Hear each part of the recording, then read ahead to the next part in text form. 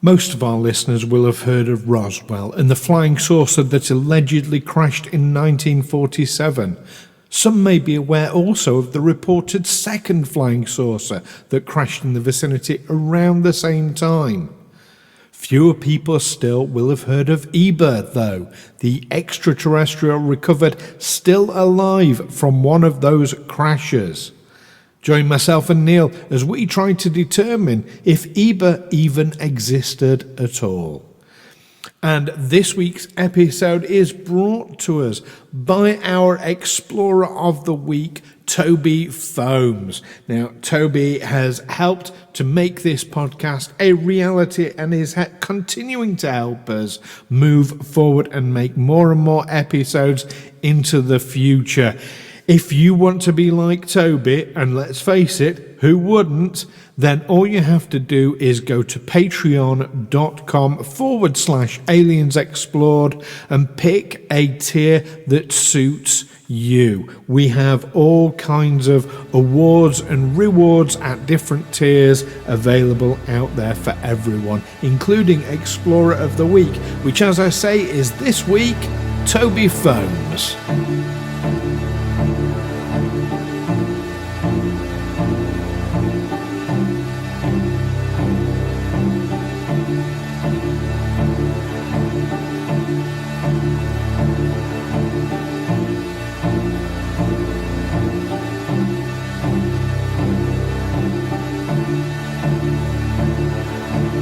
Aliens Explored is a weekly podcast exploring famous and obscure cases of UFO sightings, alien abductions and other strange events from both a believing and a skeptical perspective, whilst keeping an open mind. I'm Stu Jackson, a professional actor and amateur ufologist with a particular interest in the crop circle phenomenon. I'll be debating that otherworldly visitations are real. The truth is out there. And I'm Neil Kelly. I'm a professional actor as well and used to work for the military as an intelligence analyst. I'll be arguing from a more doubtful point of view. I mean, it's all a bit far-fetched, isn't it?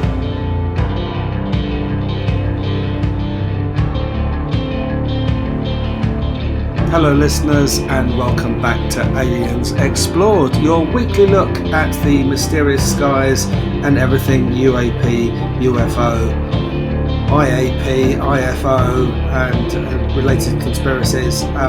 My name is Neil Kelly, I'm one of your hosts. And I'm your other host, Stu Jackson. And forgot to mention, we do quite enjoy the odd pint of IPA as well. That too, yeah, should have mentioned IPA. That's India Pale Ale for our foreign listeners. It's beer. It's yes. beer. It is. It's ale. It's yeah. It's beer, isn't it? Really, it's made with hops. Well, bear in mind that Americans call lager beer. Yeah, so do I. Do you? So do I, really? Yeah. Oh. We can know mainly because if I was in Germany or Holland or Belgium, the home of great beer, and I asked for a lager, they wouldn't know what I was talking about, even though most of their beers would be classified as a lager. But I just call it beer. Okay. Fair enough. To me, beer is like bitter. It's. In fact, in Belgium, it'll be like going into a restaurant and saying, "I want food." We see Americans, don't we? We see Americans go to a bar in movies and they say, "Give me a beer." Well, if you went into an English pub or a Belgian pub and said, "Give me a beer," that'd be like going to a restaurant and say, "Give me some food." Yeah. Specifically, what would you like? We have lots of different kinds, but yeah. Absolutely, but now we've clarified now what IPA means. It also doesn't mean isopropyl alcohol, which is something I use quite. In fact, I've got a bottle of it right here. There we go. Isopropyl alcohol. Isopropyl alcohol. There's 99.98% isopropyl alcohol. Quite a lot. Right. So add that to your beer for an extra little kick. No. And you'll probably drop dead. Do not do that, listeners. Was it in Austria where someone was fortifying his wine with antifreeze? Oh, They France, said. I think. Seem to remember. Didn't I'm someone not, go well, I don't blind think. because of it? Oh god, yeah, that'll do that. I imagine Yes. isopropyl alcohol will do that too, Yes, or wood isopropyl alcohol. alcohol. Well, Or it'd yeah, kill you, in a yeah, nutshell. No, I use it for cleaning electronics when I do my retro console repairs and things like that. blimey, Really, really all the handy for gear. it. All the gear. But yes, Hmm. so we've covered quite a few TLAs, or three-letter acronyms, already. Hmm. We're here today to discuss another one, aren't we? Yes, EBE, EBE. EBE, as EBE, he was EBE, known. EBE, EBE. EB. I always thought it was EB, but then hearing people talk about, I'm saying him, I believe Hmm. it was male. But yeah, EBA is, I think, the. Would it just in at the risk of digressing, would that differ between British and American readers? I know Americans will tend to use initials rather than, whereas in Britain we tend more to use a shortened form. For instance, we would call a television a telly. They'd call it a TV. We would call a video recorder the video. They'd call it the VCR. That kind of thing. Would they insist on calling it the EBE? Well, it was American people that I've heard referring to him as EBA. I mean, it is a three-letter acronym, stands for The TLA. Extra-Terrestrial Biological Entity. Yes. So this, let's give a bit of background to this. So, Roswell, New Mexico, very, very famous UFO crash in 1947. What a lot of people don't know, and maybe this is going to be the subject of a future episode, or even Aliens Explored live on stage, we've discussed a few times. Okay. There was a second UFO crash in Roswell. In is it Kroger? Is the area, I believe. I don't know. I mean, there were claims that the Air Force, the Roswell, was it the RAAF, the Roswell Airfield, whatever it is. They claim to have initially claimed to have recovered a flying saucer, and then retracted that claim and said it was a balloon. Now, 1947 was the year of there was a wave of UFOs, starting with the sighting with the guy who first coined the term flying saucers. Suddenly, there was a whole wave of people reporting these things. But the Roswell thing didn't really gain prominence until the late 70s. That's when it really captured the popular imagination. Yes. Yes, it did. And it's curious how that's happened, but this second crash, so it's been associated really heavily with the first one. There are different stories depending on who you speak to about this, which is unsurprising. Some people say that the first Roswell flying saucer, the first Roswell craft, was brought down by an EMP. With the three-letter acronyms again.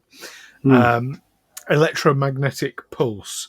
You get that as a side effect from nuclear missiles, I believe, from nuclear explosions. From a nuclear explosion, yeah. That's one way of generating one. But essentially, an electromagnetic pulse will wipe out all electronics within a certain radius. So as a weapon, that's quite a dramatic thing. In fact, I think one of the biggest threats with nuclear detonation is if a nuclear sort of missile or bomb went off above a city, rather than landing in the city, if it went off above, it would essentially wipe out all the electronics. I mean, if that was London, for example, it'd wipe out. There's a lot of financial things go on in London, obviously. I mean, you're talking about an atmospheric nuclear explosion that's way too high for any of the blast or heat wave to reach us. Yes. But the EMP Yes. would reach us. Exactly, yes. There was that interesting case in around about 1980, 81, where a Soviet pilot defected he flew his new jet to Japan, and it was this jet called the Foxbat, this new MiG. And when American air intelligence people examined it, they thought this must be a hoax. They're having us on. That first of all, this thing's made of steel, which they said, well, it's better than wood, but that's not really what you make modern jet aircraft out of. And also, it had very old. It didn't really have electronics. It had electrics.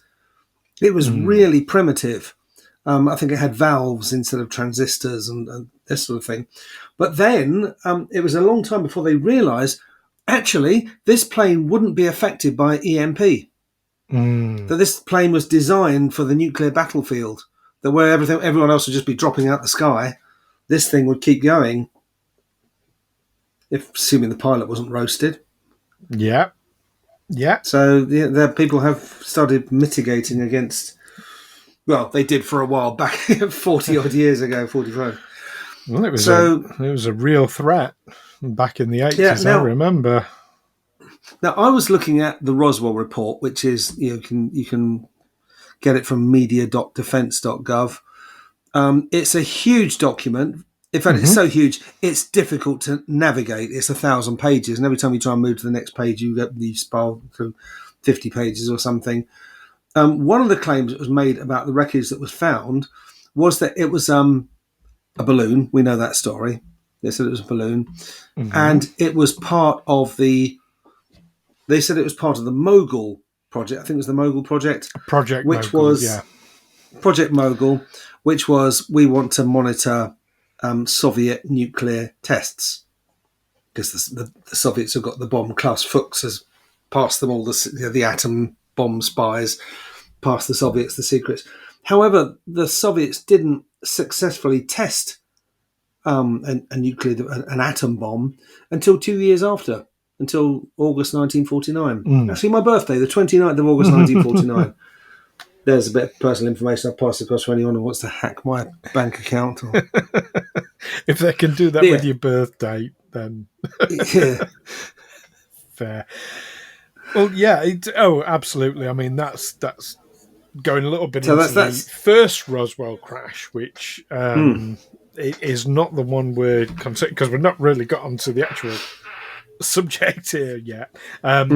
So there was a second crash. So this theory, this is where I was going with this. This theory that the first craft was brought down by an EMP, an anti-flying saucer weapon.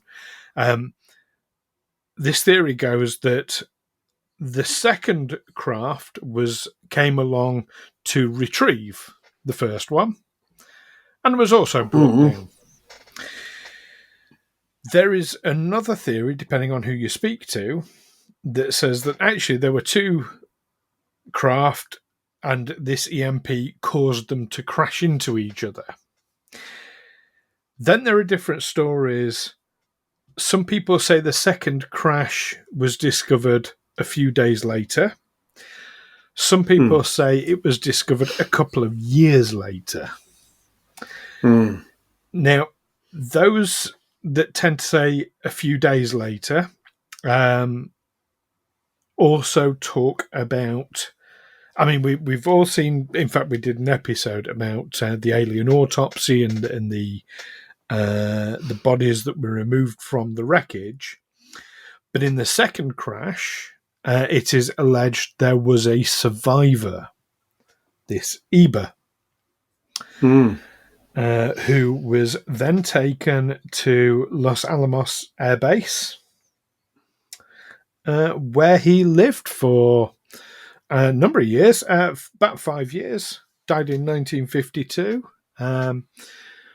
shared with us a bit of knowledge about the universe, obviously all top secret stuff. But yeah, and there's a particular lieutenant who's come forward and sort of verified or verbally verified this, Lieutenant Richard French.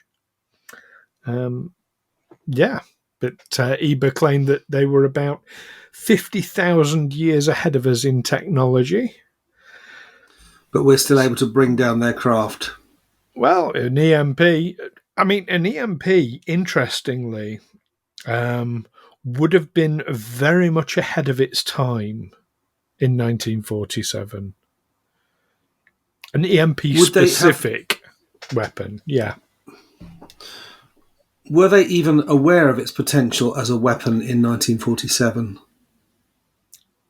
There are... So, a lot of this goes kind of quite a way down the rabbit hole of conspiracy theory, but if the government has been aware of UFOs, UAPs, alien visitation. Let's go with alien visitation.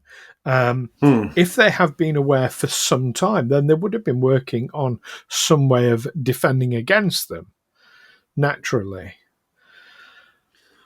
But do we have EMP weapons that can work without setting off a nuclear explosion? We do now, yeah. But we didn't have... Do we? Do we have that? Do we have a... Yes. Yeah, I'm sure we have. I'm sure I've heard about this. It's one of the reasons why a lot of these things have to be shielded, like aircraft, and they have to have shielding. I'm sure I've heard about this. You're looking very doubtful at me. Yeah, I mean, I know it was part of the Star Wars project, but that did involve actually setting off a nuclear weapon in space. They also had an anti-missile satellite, and basically what would happen would be it would explode, quite a long way from its target, but it would have a lens. It would be aimed at that target. And in that split second before the thing gets blown apart, obviously the first part of a nuclear explosion is the flash. The flash would be directed as a concentrated beam.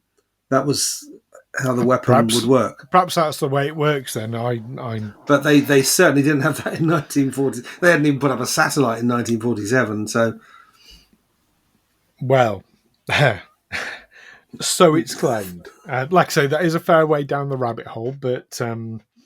yeah. I mean, I think the only person who'd ever put anything in orbit in 1947 was Werner von Braun. I mean, don't forget that we've also seen in more recent times technologies, it's alleged, that can knock alien craft off course. That's happened with satellites. Falling satellites have been diverted to white sands and things like that. There was that one about the missile that went astray. It was claimed that was an anti-alien vessel aircraft. Sorry, who claimed that? I can't remember who specifically. We talked about it on the episode I can't remember which episode it was now, but we did talk about that one. There was a missile that got diverted. It was no, I can remember. Philip J. Corso? No, David Adair. When his missile got diverted. There were claims that could have been anti-UFO technology. So, yeah, the concept of anti-UFO technology is not new. No, but if they're 50,000 years ahead of us, that's the equivalent of a forgotten tribe somewhere in the Pacific paddling out in their war canoes to take down a nuclear submarine, or throwing their spears and bringing down a stealth bomber. You know, with their blowpipes or whatever. A weaponry must be puny compared to what they've got.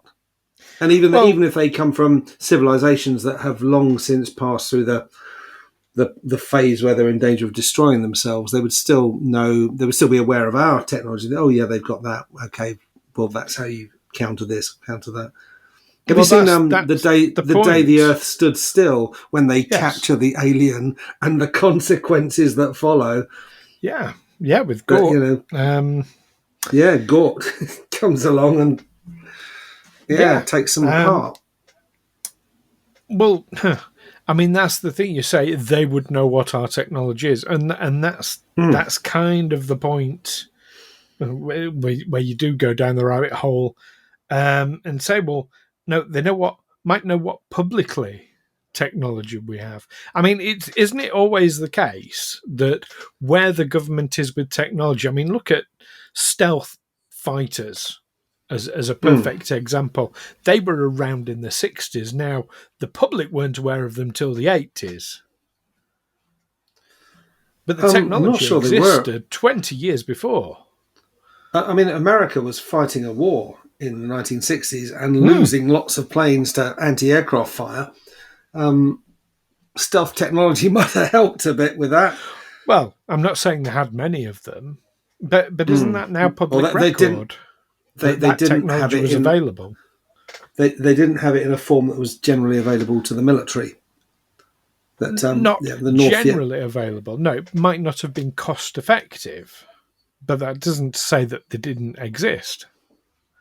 And isn't that always the case, that the military have technology that is 20, 30, 40 years ahead of what's out there in the public domain? Well, I mean, most of the technology we enjoy has been developed by the military. Smartphones, internet, and there's no way a commercial firm would be able to dedicate the resources to developing things like that. So we kind of got, as Noam Chomsky said, we got a kind of state capitalism. The military are developing all this technology. Obviously, it accelerates in wartime because money is no option. Oh, yeah, money is no object, I should say. Object, yeah. That's why the Second World War, we started with biplanes and horse-drawn armies and ended up with jets and ballistic missiles and nuclear weapons. Well, we only got those things 6 years later. The Germans did them. And then we got the German scientists, the Nazi scientists. Yeah, I mean, but the British developed jet engines just around the same time. They were just not eager to use them. They were more concerned about jet planes being shot down and being reverse engineered by an enemy, even though the enemy already had them. British jets never flew beyond the shores of Britain in the Second World War. Pure air defence. So there you go. That kind of potentially answers that one. Could they have had this technology? Well, yes, and it could have been secret. Yeah, I don't think so. I mean, if they send someone to have a look, go over there, take a shufti. The little EBE doesn't come back, and they think, well, shall we go and get him, or shall we? I mean, if they're more concerned with maintaining a low profile, and they know that the people who have captured him are going to be obsessively secret, and they're not going to tell anyone about it. I don't. Then you get into the idea. Well, did we come to did the American military come to some sort of arrangement with the extraterrestrials to say, well, he's staying with us, we're learning a lot from him. Let's not go to war over this. We have no idea what he was doing. We would just assume, if there wasn't EBE, that he was here to observe. Okay, that's a reasonable assumption to make, I think. But in the wreckage, did they find anything that looked like a propulsion system? Or, I mean, all the reports I'm reading, it just looks like balloon debris. It's rubber and foil and bits of wood and wire. Well, that's what they would say, isn't it? Well, I mean, that's into the Bob Lazar sort of territory, where they found the downed craft, and Bob Lazar was helping to reverse engineer its propulsion. Right. So, yeah. But the whole thing, so this episode specifically is about EBE rather than Roswell, and was there one crash, two crashes, what caused them, all the rest of it. So this Lieutenant Richard French has come forward and said, yeah, he was there. He taught us things about, our place in the universe and about the wider universe, and died after about 5 years. It's a curious claim to make. It's a very curious claim to make. So if he was not telling the truth, why would he make something like that up? Yeah, why do people make anything up? I mean, when governments act in secretive ways, they invite conspiracies, don't they? As soon as someone says, wait a minute, that doesn't add up, it opens the door for someone to just suggest anything. I mean, we're seeing conspiracy theories are at their peak at the moment, aren't they? Well, all sorts of stuff that the governments are claiming that isn't being believed by large numbers of people on fundamental things. To be fair, this isn't a new claim. I mean, Lieutenant French came forward a long time ago, maybe 20 years ago.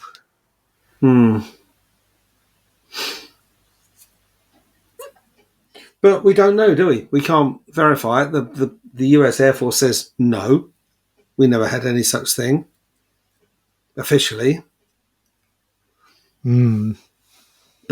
I mean, the thing that I latched onto was this thing about the balloon, that it was supposed to be observing nuclear tests, which hadn't even begun, wouldn't begin for another 2 years on the part of the Soviets.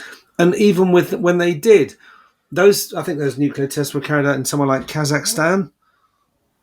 So that balloon's got a long way to go. And if these things fly up to 60-odd thousand feet and then burst because the air inside them expands, or the gases inside them expand, well, it's not going to make it to Kazakhstan, is it? Or even if they're observing their own tests, well, they're way out in the Pacific. What's it doing in New Mexico? Well, our friend and patron Toby has explained to us that basically it's to do with the external pressure. So as you go up, there is less pressure being externally applied to the balloon. So it's not so much that it expands, it's just that the internal pressure isn't equalized to the external pressure anymore. It becomes less equal. And it pops as a result. So he's explained to us that if you want a balloon to go up really high, you put less gas in it, basically. Yeah. It's as simple as that. So I imagine that, they would know how to do that. Do you know what? I'm going to argue a case for a balloon here. I can feel myself doing it because it's 2 years before the Soviets are actually testing. They would want to know that their observation devices were operational, and where better to do that than over where they themselves are doing nuclear testing. I suppose, they were testing. I mean, Las Vegas was the best place to go and watch nuclear tests, wasn't it? Because they were doing it out in the Nevada desert. Well, White Sands, just White up the road. Sands, Yeah. Oh. Yeah, so, yes, yeah. I'm arguing, Kate, in favour of a weather balloon at Roswell. I can't believe I'm doing this. To be fair, I don't believe it was a weather balloon. Not for one moment. Not for one damn second. Just like the recent ones that were shot down. That was not a balloon. Well, one of them was. Well, the balloon was a balloon. The other three that were not balloons. No, and I don't believe the government's official line on that for a second. Yeah, so, I mean, there is, unfortunately, with this story of EBE, there is very, very little to go on. Which is very unfortunate. If there was an EBE, they kept it very quiet. I mean, which they would. They absolutely would. If it's true, though, it would suggest a number of things. It would suggest, above all else, that that particular alien type, extraterrestrial type, is benign at least. Because otherwise, why would they be happily sharing, oh, yes, we're 50,000 years ahead of you in technology. We're, here's, some bit of information about the universe. Why else would they do that?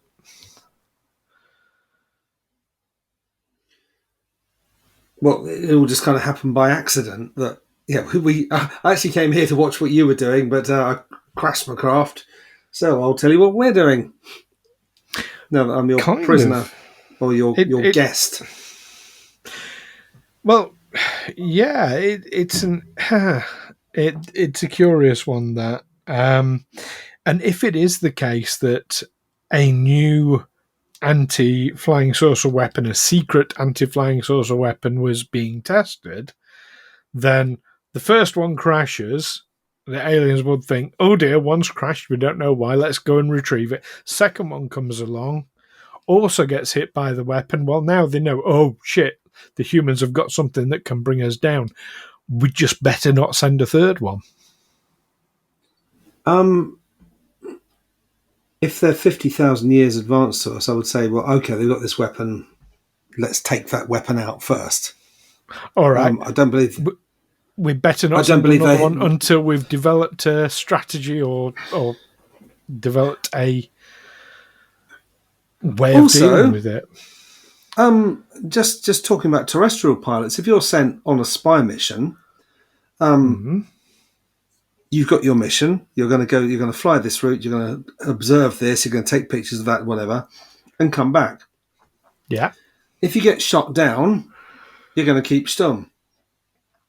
If you fall into enemy hands, what you're not going to do is share our technology and our knowledge with whoever captured you.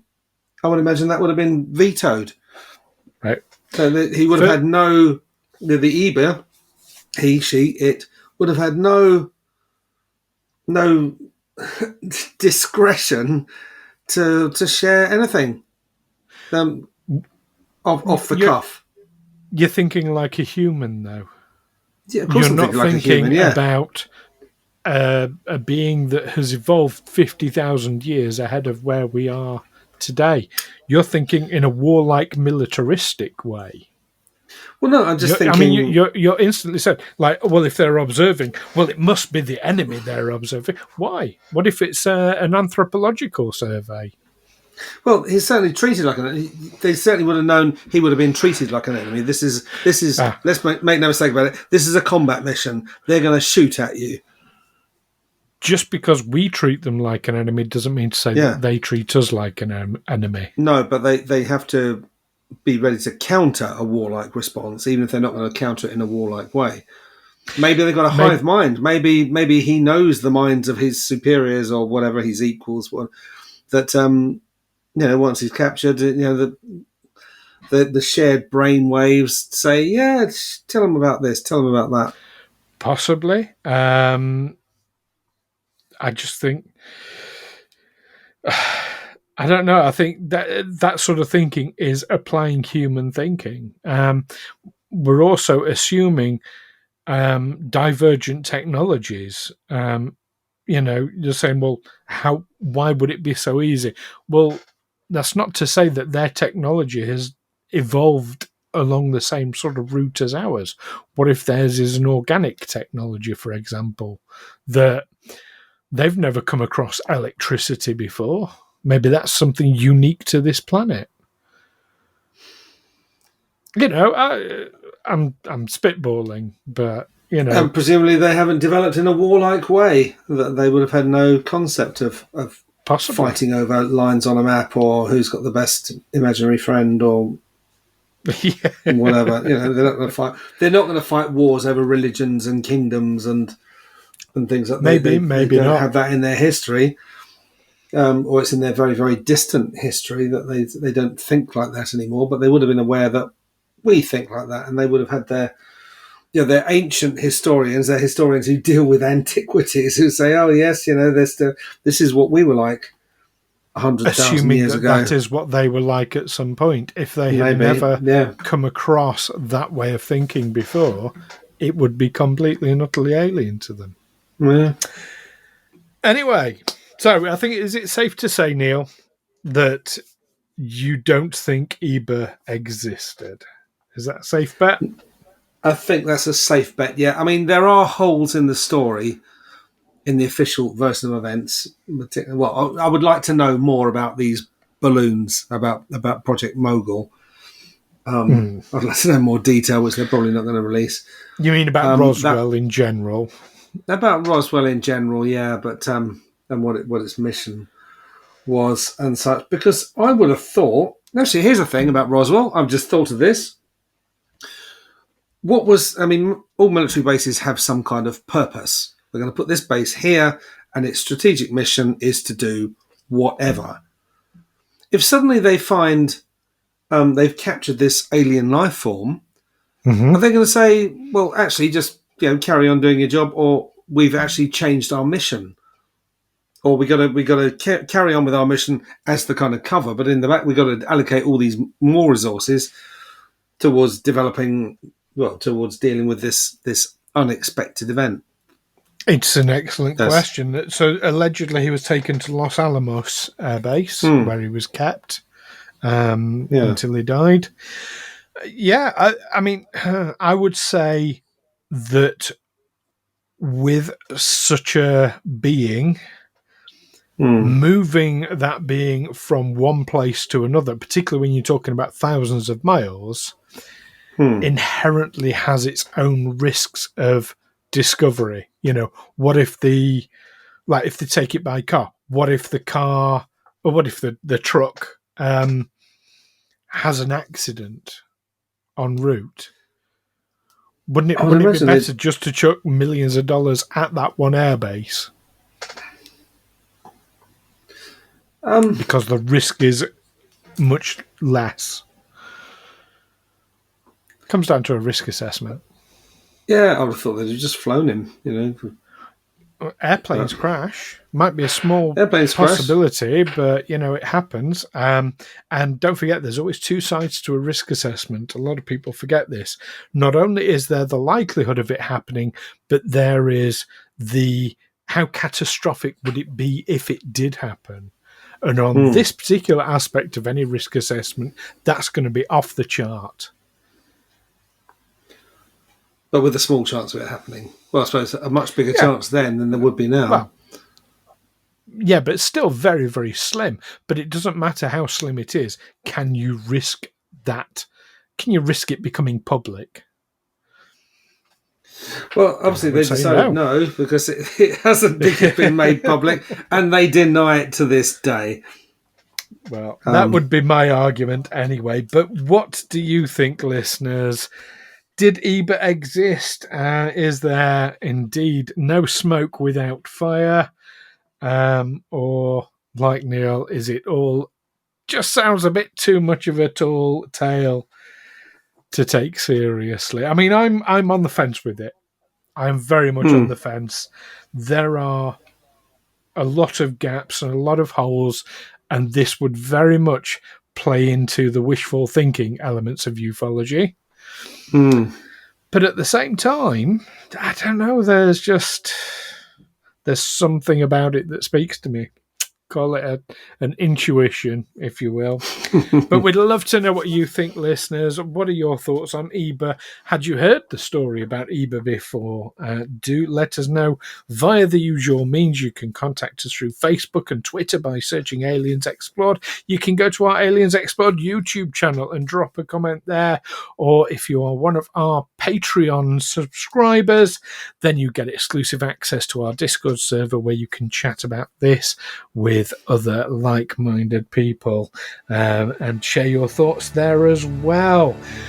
Do join us next time, though, when we'll be looking at quite a prominent figure in ufology. We'll be looking at investigative journalist George Knapp. So don't miss that one. Looking forward in the meantime, keep watching those secret bunkers for any extraterrestrial biological entities, and of course, keep watching the skies. Take care for now. Catch you next time. Aliens Explored is a Fecal Films production in association with Juicy Falls. Music by Darren Mafucci and editing by Stu Jackson. Find us on Twitter or Facebook by searching Aliens Explored, or visit us on aliensexplored.com.